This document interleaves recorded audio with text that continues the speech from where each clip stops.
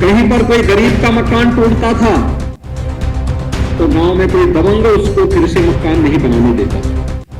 कोई व्यक्ति दबंगई से रोकता था, कहीं कोई माफिया रोकता था, और कहीं पर राजस्व विभाग के लेखपाल की कृपा हो जाती थी। प्रदेश में भू माफिया और राजनीतिक संरक्षण में जो अपराधी और माफिया गरीबों को उजाड़ते थे, सार्वजनिक संपत्तियों पर कब्जा करते थे, उनके खिलाफ एक एंटी भूमाफिया टास्क फोर्स हम लोगों ने प्रत्येक जनपद में गठित की। व्यक्ति गलत कर रहा है तो पुलिस को बुला करके उसको थोड़ा पुलिस के हाथों भी कर देना चाहिए, जिससे पुलिस उसकी कायदे से उसको कुछ और उखाड़ दे सके। राजस्व से जुड़ी हुई इन समस्याओं का समाधान हो जाता है तो अपराध में आधी से भी कमी हो जाती है।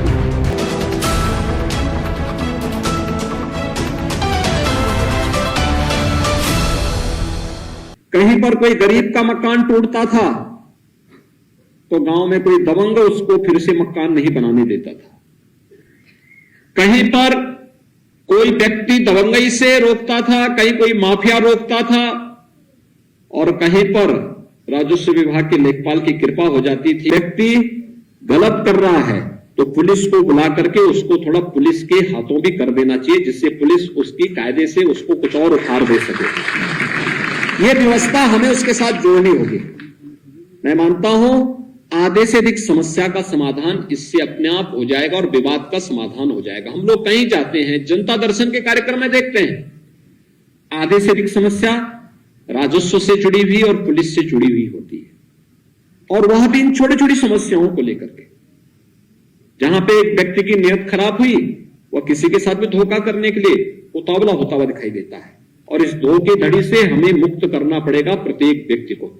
और अन्यथा इसकी चपेट में ज्यादातर सरकारी कर्मचारी और सरकारी अधिकारी आते हैं। जब तक नौकरी सरकार का वेतन मिल रहा है तब तक उनकी सेहत पर कोई असर नहीं पड़ता, लेकिन सरकारी वेतन जैसे समाप्त होता है तब वो अपनी जमीन पे कब्जा करने के लिए जाते हैं। पता लगा पहले ही कोई दबंग वहां बैठा हुआ है, और फिर उसके बाद वह फिर कार्यालयों का चक्कर, जो इतना चक्कर उन्होंने लगवाए उतने चक्कर उनको भी लगाने पड़ते हैं।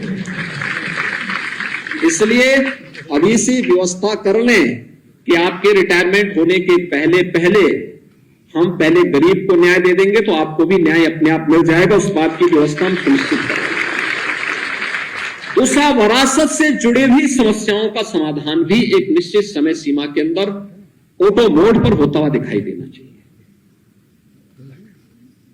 इसके लिए हमें या किसी व्यक्ति को बार बार कानून को तहसीलदार, नायब तहसीलदार, तहसीलदार या फिर तहसीलों के चक्कर लगाने की नौबत नहीं आनी चाहिए। हम इस प्रकार का मैकेनिज्म तैयार करें। अभी तो एक अभियान चलाने की आवश्यकता है। विरासत के जितने मामले लंबित हैं पूरा रिकॉर्ड मांगे, जवाबदेही तय करें, और एक समय सीमा के अंदर हर तहसील को हम इस बात को जोड़ें कि इसको हमें जीरो तक लेके जाना है, और जिससे लोगों को अधिकाधिक सुविधा हो सके। पैमाइश से जुड़ी हुई समस्या का समाधान भी हम लोग एक समय सीमा के अंदर कर लें, कोई पेंडिंग नहीं रहेगी। अगर ये राजस्व से जुड़ी हुई इन समस्याओं का समाधान हो जाता है